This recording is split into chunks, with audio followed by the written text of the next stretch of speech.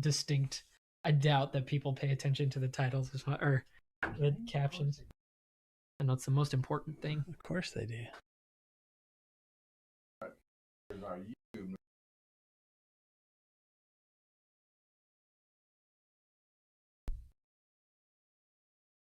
I read the first question earlier. I was like, I didn't think about that. I want to say a good answer. I don't know. Probably just like being able to walk up to somebody without I can shake your hand, right? Yeah. We're not gonna think about it. I'm not gonna be. Are you? I think that's probably it for me. Notification, but I like the logo. Nice. Muy importante. The so far, the little line's moving, isn't it? Check. We Hello. don't have a line Oh no. That's not You good. had to go in that other. Oh no. How do we know? Hey-oop. Yup. If this was on right now, that'd be hilarious. Help! Help!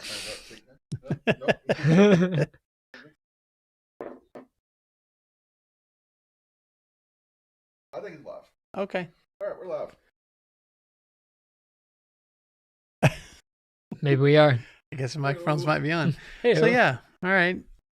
All right. Should I go and behind the switch it? Then? scenes. Yeah, sure. All right. Unscripted. Joyce Okay. said, we can hear you. Yeah. Apparently so. So if you really can hear us, we were joking because we're trying to start the stream before 6:30 so we can give So people people time. know that it's starting. Yep. And so we were like, all right, we're good to go. We've got everything muted. But then we're also using a little bit different software, right? Yeah, we're still So- trying to figure it out. So yeah. So we didn't know. Good evening, folks. Welcome to Unscripted. That Hey, was Joyce. totally unscripted. Hey, So- Joyce, I'm glad you can see us now. Let us know if you can see us. Yes, and any of you that tried to join us on Tuesday morning, now you can hear me. That's right. I went back and watched. It's kind of comical watching myself talk on camera with no sound coming out. But anyway, we think It we got happens. everything resolved. Thankful to the illustrious and talented Jason Mosley, who fixes all things technological He's a wizard, in case you for guys didn't know. our church family. So Actual we're glad for wizard. that. So yeah, here we are. Is it officially 6:30? It is officially time. Okay. Welcome. If you're here with us, let us know where you are at, how you guys have been. Lots of good things happening. Yeah. Lots of good things happening. Arkansas is doing pretty good. Yeah. Basketball. Yeah. Getting to watch a couple of games and stuff. Well, I'm not gonna lie, I'm not as big of a fanatic. Yeah. I'm still working on it. No, you're really not. You're not really working on it. I mean, let's be honest. That's okay though. That's okay though. It's like I I mean, said, it's a fatal flaw. We can do Allegedly, it. Jesus still loves you. I don't know about other Something people, but you like know, this, right? Yeah, I think- there are definitely some people in the Flagstone family that might just need to like talk to you a little bit more. Yeah. Maybe have some confessional time. That's Yeah. all right. That's all right. But yeah, things are going good, man. And then we're moving along. The family meeting we had last Sunday was really good. If you missed out on that, that's available. I know for sure on our YouTube channel. And if you didn't hear about like just the stuff we got going on right now, our future plans, and I mean immediate future, like over the next few months, and how the vision that our leadership has for getting back to, meeting here in the building, doing some more activities like we used to do. Those are all on the horizon. So if you missed that, please go to our YouTube channel and listen to that. Yeah. And find out anything- what we got going on. because if anything, it's like, hey, what's happening next? Because man, there's so much going on Yeah. this year with the Corona and vaccines and opening up, closing back down. Yeah. So let's see some light, or Yeah. at least some potential light. That's right. What that That's looks right. like. Okay. So speaking of the COVID, the Corona, the pandemic, all the different names we have for it now. So today, many people are marking as, at least for our country, Yeah, the 1 year anniversary of it's crazy. stuff start shutting down, Which is which crazy. I know at least from like kind of the I guess popular culture kind of standpoint, the NBA Yep. canceled the game That right before it started, and then everything just it was Yeah. domino effect after that. That's like going to be seared into my memory, I think, forever. Like whenever my kids ask, hey, what was that like? Yeah. I'm going to think about where I was sitting whenever the NBA shut down. Yeah. And then that's what's in my the so SEC fascinating. tournament was going on, Mhm. and Arkansas had just won, and that was the last game. Like, they didn't play the games after that, and then they canceled the NCAA tournament altogether. So technically, Arkansas won the championship That's last right. year because we were the last team to play and win a game, before the season ended. So, yay for us! 1 year, man. But 1 yeah, year. it's been a year. So, kind of want to start out tonight asking the question, like, in this year of living in a pandemic and through a pandemic, either way you want to answer this question, what's either one thing that you have missed over the last year that you're glad is starting to come back, or you're looking forward to being able to do again? Or on the flip side, what's the one thing that, I don't know, the one unexpected blessing, like, hey, I was like, this is better in my life now because of the pandemic, which Yeah. I know that's harder for us to think about, Yeah. but I know there's some sure. people that honestly could be like, oh, time with my family, or I actually made myself get healthy, or, all these different things because we had to be on lockdown and didn't have, I don't know, as much stuff accessible to us. So anyway, we would love for you guys to comment right now and just share, like, either the thing that you've missed the most, or the thing that you've, I guess, appreciated more over the last year because of the pandemic. Well, talking about the Razorbacks, Jordan, Razorback baseball games. Looking forward to so you've missed them. Looking forward to going back to it. Yeah. Which, man, I can't wait. MLB, it's opening day is slowly getting here. Yeah. We can watch the Razorbacks and stuff now. That's great. Okay. Let's go.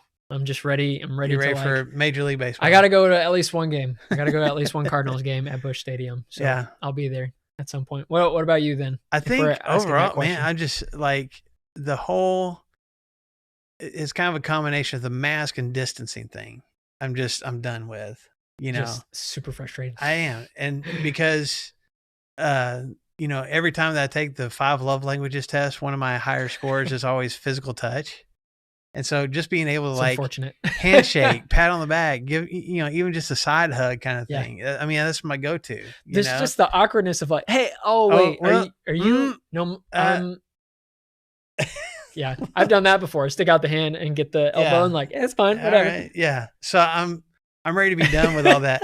I'm ready to start hugging the people that don't like to hug and feel awkward about it. And like, bring it in. We're going to do for the real thing. Anyway, just get a really big. Ooh. Yeah. So what about you guys? What's something that over the last year you've missed, or something that, like I said, has gotten better, or maybe something you appreciate more? Go ahead. While we're going to keep talking, but go ahead and keep adding those things while we're talking together tonight. So we're still in 2 Peter chapter 1. If you got your Bibles, your Bible apps, go ahead and turn there, because that's where we're going to be once again, 2 Peter chapter 1.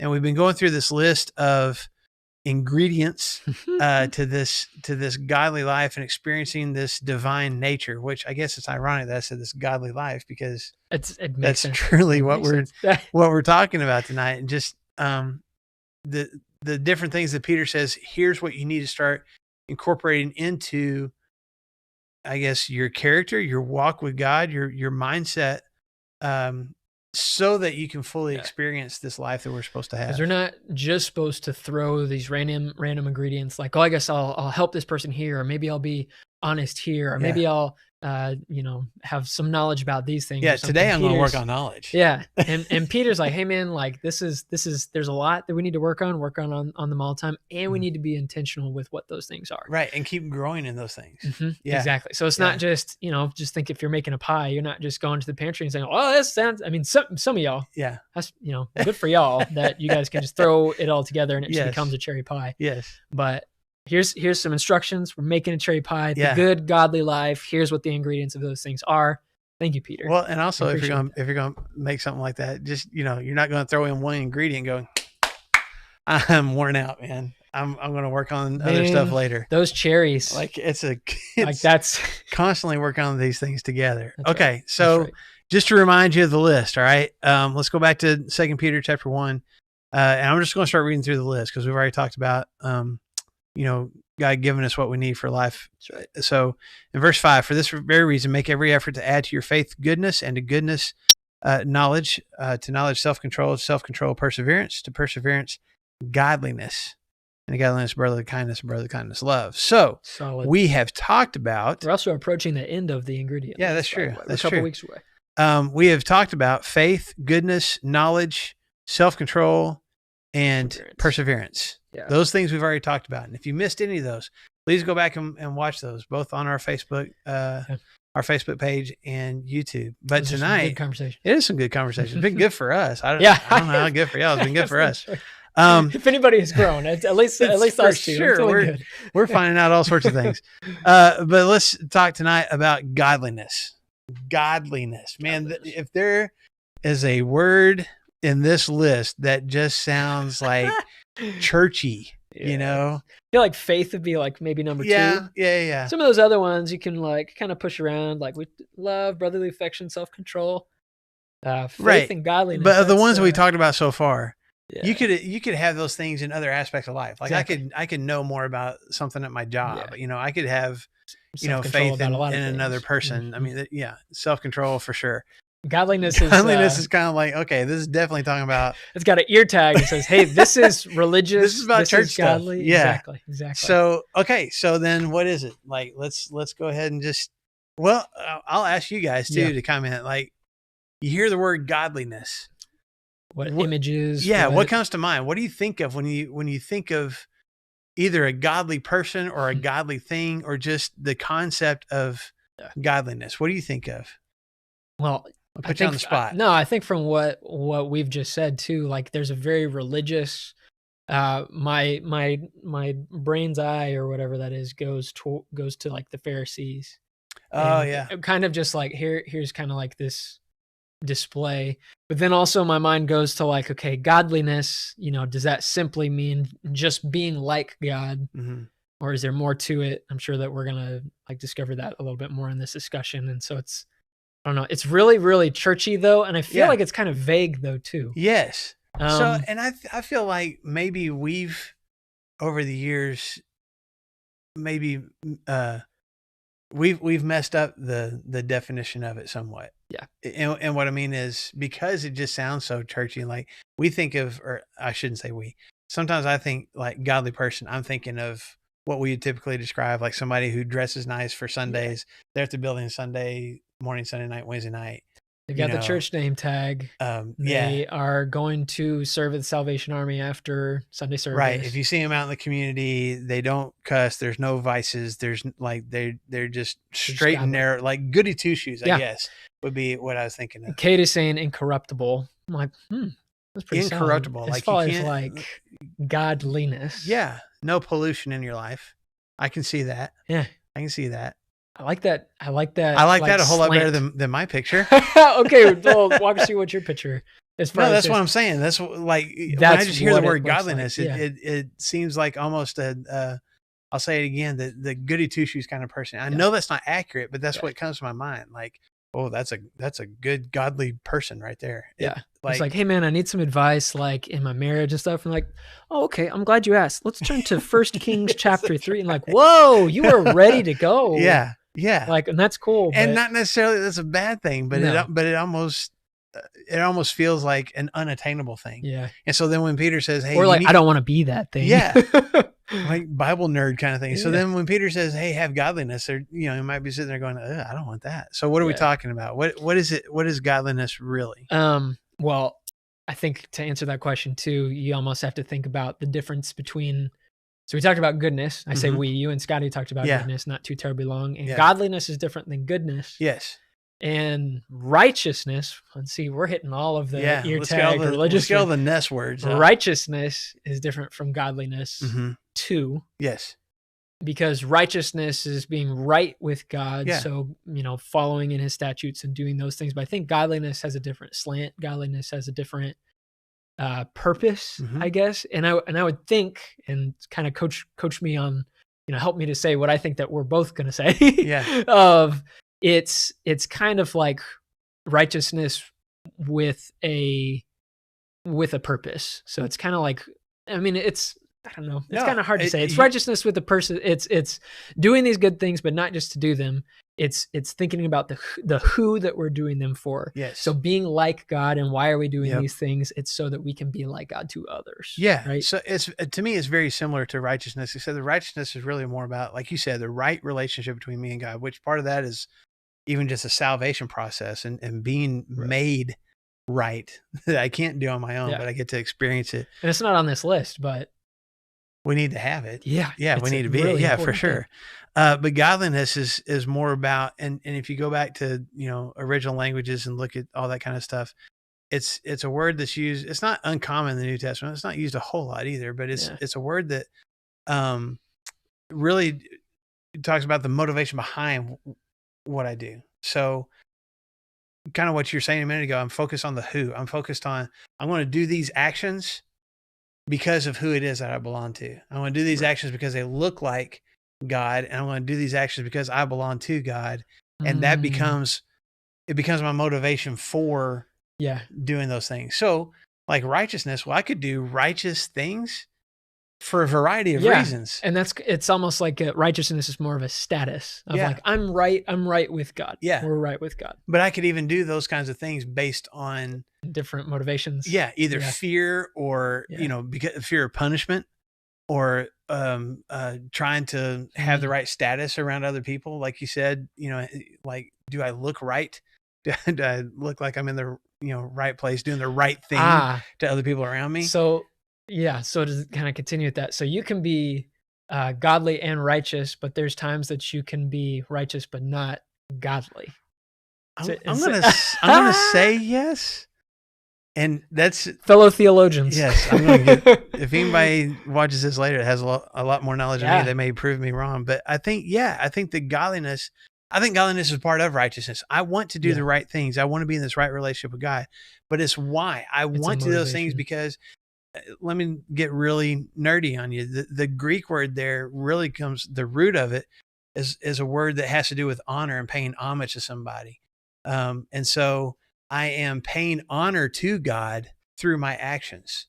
So I am recognizing I'm a child of God, and I'm paying honor to him and bringing honor to him by how I live my life. And people, it's other people seeing God and being respectful of God because of what they see in me. Okay. Does that make sense? Yeah. So the distinction between I'm going out and I'm doing things for other people, but it's for my own gain, or it's because I'm afraid of the consequences of not doing that. Right. I think a lot of us can kind of fit into that. For sure. Fear is a huge motivator. If I don't go to church, if I don't do these, like the only reason I go is because of the fear of the unknown of what's after that. Yeah. But that's not godliness. That's just fear. Right? Yeah. And maybe even manipulation, or trying to manipulate God. If I'm going to do these things so that you can be like, hey, you're godly, but God's like, no, here's the deal. It's the heart behind these things. You're doing good things, but why are you doing them?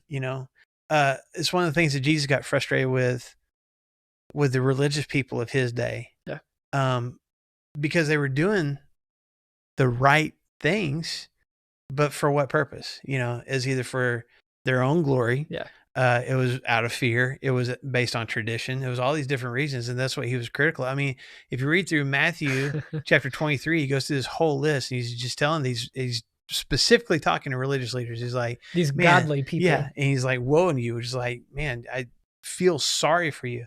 And like one of the things that he talks about is you did the right things. You tithed, you kept laws, but you didn't treat people fair, and you weren't compassionate, and you weren't kind. And calls them whitewashed tombs. Yeah. Ooh, you're dead. Look good on the outside. Yeah. There's nothing on the inside. And that's where I think the godliness part of this comes in, is why am I doing the things?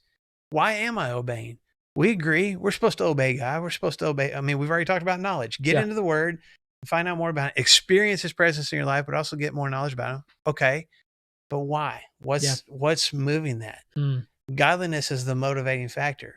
So I think that's part of why it's so important to Peter. You can't leave this out of this list of ingredients. Yeah. And he actually, I mean, this right here is the second time, you and I talked about this a little bit earlier, but this is the second time just in this little passage. Oh, yeah. Yeah. That he's talking about godliness. Right. Because in verse 3, he's talking about his divine power has granted to all of us the things that pertain to life and godliness through knowledge of him. So it's kind of like, hey, here's the deal. here's the ingredients for the good life, but also godliness. Right. So saying it twice. Yeah. So it's, and saying God's already empowered you. God has already empowered you with what you need to live for him. Yeah. And to live in a way that brings honor to him. He's already like, now in this list, just get better at it, man. Just keep adding it, keep growing in that. So I think you can see this. We try to kind of point back to Peter's life some. I think you can see this in Peter's life, in his interactions with Jesus, and like his motivation, and his dedication to following Jesus. Even sometimes, when he stumbled on the path, you know what I'm saying? Sure. So we've talked multiple times. Go ahead. Yeah, no, just kind of going back to what Kate said about being incorruptible and stuff too. I guess it's important for us to be able to talk about too, of that, like, godliness doesn't imply perfection on our part, right? It's I'm trying to be godly. Mm-hmm. I'm not God. I am not God, but I'm trying to be like this God. Yeah. And so realizing that godliness isn't, oh, well, I sinned today, so I'm no longer godly. Yeah. Or I have a lack of godliness in my life. Here's all these ingredients, but I lack godliness in my life. It's something that we can, like all of these things, we can stumble through. Yeah. And work out and figure out our way through those things. I just think, yes. And man, you just trigger something in my mind. I mean, going all the way back to the very beginning in Genesis, when God creates mankind, what does he say? Let's make mankind in our image. So he created us in his image. We're created to look like God. Yeah. God-like. I mean, that's where godlikeness comes from. Like, we're supposed to be like God in everything we do. So we're a reflection of him, so people can see him through us. But again, the reason that we choose to do those things, this is what I really want to get across, is just the reason why. The reason why I think is so important. It's not so people will pat me on the back. It's not so I can impress people. It's not even to get, notches, and our Christian belt or something like that, get a bigger mansion or something.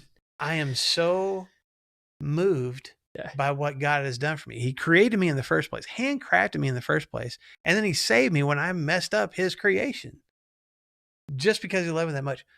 Who wouldn't want to honor somebody like that? Who wouldn't want to do something for somebody like that? And that's what godliness is. I want to try to be like God because I recognize what he's done for me. Yeah. Which again brings us back to Peter. I mean, think about times that, like, just in his discipleship, trying to be like Jesus, because that's the whole thing about disciples, right? Yeah. Especially back in that Jewish culture. Mm-hmm. You got a rabbi, there were tons of rabbis, and they had tons of disciples following around, trying to mimic everything that the rabbi was doing. This is an apprentice that is learning the very beginnings of a trade of a master. Right.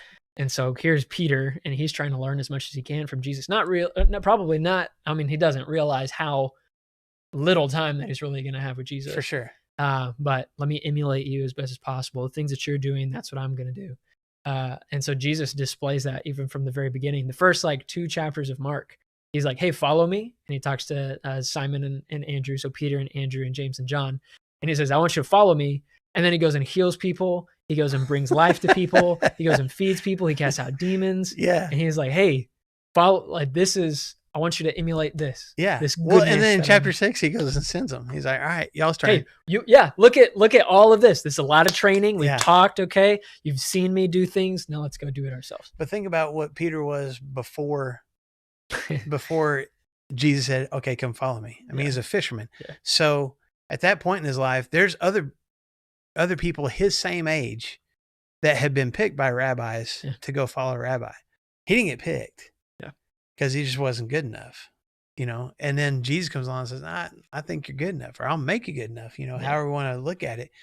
And even the first time that he follows him, we've talked about this story too. He's like, Jesus, I tell you what, you need to get away from me because I'm a sinner. Like, he's comparing himself and going, I can't do what you're asking me to do. Yeah. And Jesus is like, I totally believe in you.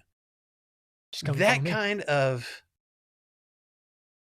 faith in Peter on Jesus' part, I think, moved him not just to follow, but to keep following. Yeah. Because there's even times, but there's even other times where Other disciples are like, forget this, I'm out. Yeah. You know, it was fun while it lasted, but no, thank you. Yeah. Either talking about, okay, I got to be homeless. Okay. I can't even carry a bag with me. Okay. Also the part about, hey, someday you're going to be drinking my blood and eating my body. And yeah. Like, no, I'm not. That was fun. Can I have my money back? Yeah. I'm going to go. Yeah. Like, yeah. And Peter, he even asks, okay, he looks at Peter and some of the other disciples. Y'all want to go too? Because they're, I mean, literally watching guys walk away. This is a frustrated like, Jesus. Y'all going to do that too? People are going to, yeah. And those are his closest followers. And that's a good question for Jesus. Like, man, I'm so frustrated. This is a humanist. I'm so frustrated. I've got this good news. I've got this stuff. And people are just walking away. And yeah, I mean, he talked in, not really riddles, but in parables and stuff that you had to chew on and think on for a while. But he just looks at his disciples. He's like, is this the end goal? Are you guys just going to walk away? Yeah. So y'all done too? And then, but of all people, Peter's like, I'm not going anywhere. Yeah. Now, did he fully comprehend the whole cannibalism and all that kind of stuff? I don't think so. But he's like, I don't want to go anywhere else. Yeah. And that was characteristic, I mean, of his whole time with Jesus. Yeah. Of being clueless. We've already talked multiple times about him saying the wrong thing, having the wrong attitude, taking the wrong actions. Saying one thing, doing the wrong thing. Yeah. Completely he did turn his back on Jesus. 180. And just like, okay, I'm out. No, I'm not a disciple. And then, great. 2 days, I guess 3 days later, he's back with the rest of the disciples again. Yeah. Like I'm not even for sure what brought them all back, but he's back. And then Jesus comes to him and is like, hey, okay, the whole denial thing, that was bad, but let's move on from here. I think Peter here in 2 Peter at the end of his life is looking back at that and going, I am so committed. Yeah. I'm so devoted to this because I look at look at the devotion that Jesus had towards him. Look how much he loved me. Yeah. Yeah.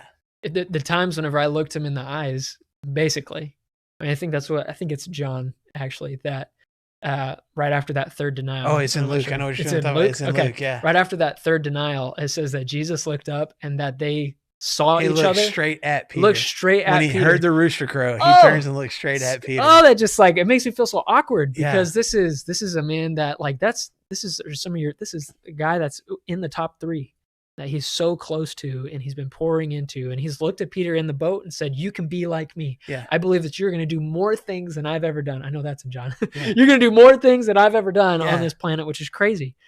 And, then for that to happen and for them to lock eyes and Jesus looks directly at him, it's like, whoa, man, I can't come back from that. Okay. But then he does come back and then Jesus is like, welcome back. And like, let's keep moving forward. Yeah. Holy cow. It's like one of the ultimate second chance, or I guess probably 15th chances at this point with Peter. But I'm thankful for that. That's the whole motivation for Peter. I want to be God-like because I've seen and experienced what God's done for me. Right. And so when he challenges us with this, he's saying, you have to add godliness to the mix. It's great to have faith. You need it. It's great to have knowledge. You need it. It's great to have goodness. Have this higher moral standard for yourself. You need that. It's great to have self-control. Please control your emotions. Please control your tongue. Control your vices. It's great to persevere through the tough times. But if you don't, if all those different things aren't motivated by and moved by your desire to bring honor to God because of how much he has loved you, then it's empty. Yeah. Such a good image though, because if we're moving with the analogy of the, we're making this dish or this pie or whatever it is, this smoothie. We've talked about all kinds of dishes. I think. Lots of different. Whatever it is, it makes me hungry to go and eat afterwards and stuff. But you got all these dishes and stuff. I mean, if you really think about it, this godliness here, that's an essential ingredient. This is where we're making this ingredients to good life, the partakers in the divine nature. But if godliness is not a part of the mix, so this motivation of I'm motivated to do these things, I'm motivated to do good because of what my Creator has done for me, has sacrificed for me, then it's like you're baking all this stuff and you're like, all right, and just kind of, you don't eat it, you just kind of leave it there. Mm-hmm. It's incomplete. Yeah. And it's kind of worthless too. Yeah. Because knowledge is good, but if I'm not doing it in response and self-control and righteousness and not, just all of this goodness, steadfastness, perseverance. All those things are so good. But man, if I'm not doing those things out of my motivation to be like the one who created me, then we might be doing them for the wrong reasons. Right. Or there might be no point to doing it at all. And Peter doesn't want us to have that at all. I think that's why he mentions godliness specifically. For sure. Yeah. Remember your motivations. Yeah. And as already said, look, God's already given you what you need to experience this. Yeah. Tame the life and godliness. God's already given you what you need. Now, keep adding to it. Keep growing in it. Okay. So, got a couple minutes left. So, then the question is, okay, well, how do I grow in that? How do I add that into this mix? What? Oh, okay. Go ahead. So this is what I thought of. Is it a difference between like, I'm just washing dishes and then I'm like, I'm going to do this for the Lord. And then you just start washing dishes. Like, you know what I mean? Well, I mean, I guess at the heart of that, like, is it as simple of a change of heart as like, I'm not just going to give because I have to on Sundays. I give because I serve a God that gave it all. Yeah. And because I want to serve the betterment of my community. Like, do you think it's that simple? I think so. I mean, Paul said in Colossians chapter 3, do everything, whether it's the words coming out of your mouth or the actions of your hands, do everything in the name of the Lord. So what does that mean? In the name of the Lord? Well, I'm doing it. Yeah. I'm bringing honor to God, and I'm acting as a representative of him. Yeah. That's what we've been talking about this whole time, right? Yeah. So so I'm going to wash dishes in a way that is pleasing to God. But that kind of sounds trivial and silly, but man, I'm going to try to be the best blessing to my spouse that I can be. Why? Not just so we don't fight, and not just so we get along, better with each other, and she might do nice things for me too. I want to do those things because that's what God would do. And that's what God calls me to. Jesus sacrificed his life for the church, which he calls our bride. Yeah. And so it's like, you know what? I will wash some dishes, not because like, it's just this mindless thing, but you can take things that are mundane, even like doing this podcast or watching this podcast and stuff like that, and make it into a discipline of understanding our motivations. For sure. So here's the big thing about it. As far as how to do this, I don't know that either one of us could go, okay, here's your step-by-step process of how to be more godly. Yeah, I think it's just really, there is a way. It's really about your heart and about your attitude. But I will say, and I won't say it's just me. Scripture says that godliness itself is a discipline. Yeah. Like it takes conscious effort to be a godly person. It doesn't just happen just because I got dunked and now I'm walking around. Godly, I'm shining wearing face, a Christian t-shirt and all that kind of stuff. So I'll read this to you real quick and then you can kind of wrap us up. But in 1 Timothy chapter 4, verses 7 and 8, Paul says this: have nothing to do with godless myths and old wives' tales. Rather, train yourself to be godly. For physical training is of some value, but godliness has value for all things, holding promise for the present life and the life to come. So it's interesting. He uses training, and you think about different things that maybe you've gone into training for, maybe for a job, maybe a, athletic event. I don't know, just training for volunteering here at church. There's training that goes into some of that. Training for everything now. Yeah. So it takes discipline. You got to figure out how to do it. And then you got to practice it over and over, especially, when you're training for like a marathon or something like that. Like you can't train one day and say, okay, I trained. I'm not going to get up tomorrow and go, all right, run 26.2 miles. Got it. Like, it's not going to happen. I'm going to have to work up to that. I'm going to have to get to that point. And that's what Paul says here. It takes a daily conscious effort. Today, I'm going to be like God wants me to be. I'm going to do the things God wants me to do in my marriage, with my kids, with my coworkers, with that stranger that's in front of me in the Starbucks line. I don't know. Yeah. It just, like, I'm going to volunteer and I'm going to forgive and I'm going to be kind with my words. And here's these things I'm going to do. But it's discipline. It's conscious effort. Yeah. I think what I'm grabbing from this too, and I hope you guys are too, And Cade said, we need to do what we do because of who he is, not who we are. Exactly. I like that a lot. Yep. Very good, Cade. Oh shoot, I forgot what I was going to say. Cade, it was inspired by what you were going to say.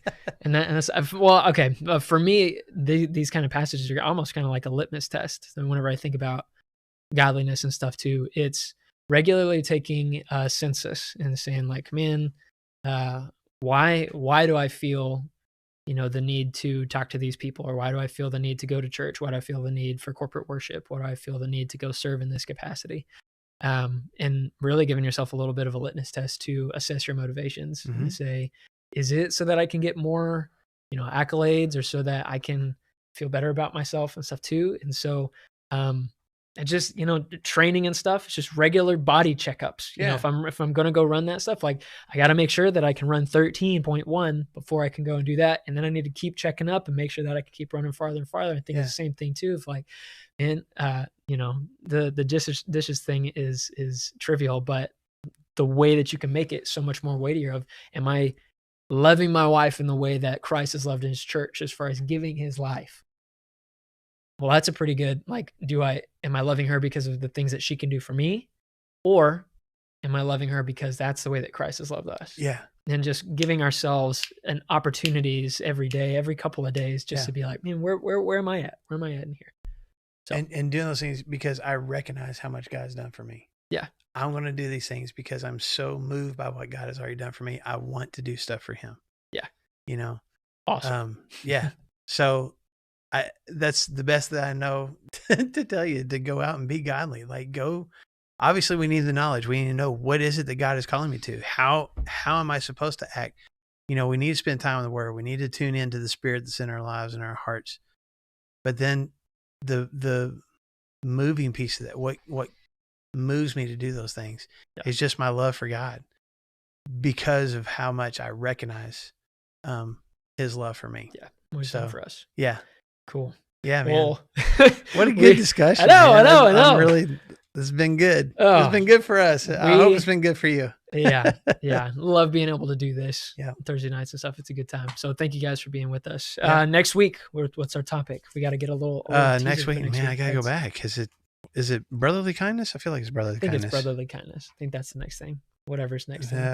Brotherly kindness. Or I think yours version says like brotherly affection. Yes. Which I like. Brotherly kind of affection, just kind of, I don't know, feel like that's what we're going to talk about. Yeah. All right. That's what we're going to talk about. What does that mean? What's brotherly kindness? Because some of y'all hate your brothers, so or pick fights with them, or they pick fights with you. So yeah. How can we just don't you and your brother like beat up on each other all the time? Is that what we're talking about? We used to a lot until I realized that he's a little bit bigger. He's a lot bigger than you. Anyway, that's for next week. We'll talk about that another time. Thank you guys for being with us. Feel free to keep commenting and stuff as you're watching. Please do. That helps us to develop better disciplines together and for us to be more connected as a family. So thank you guys. Feel free to share this too. Share it with somebody else. Absolutely. Like it, let other people experience it as well. That's right. All right. We will catch up with y'all later. Yep. Have a great rest of the week. See ya.